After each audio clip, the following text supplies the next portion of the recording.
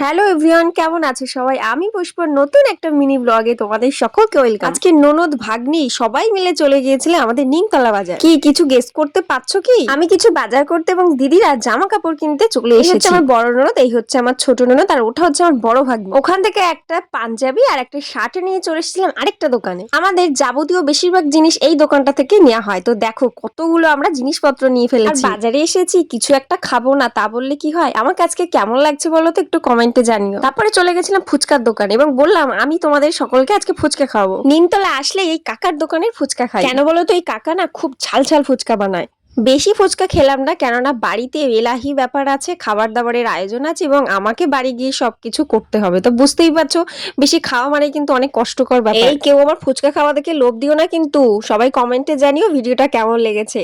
আর এই হচ্ছে আমার ভাগ্নি, আমরা দুইজন আজকে সাইকেলে এসেছি। আজকের মতো টাটা।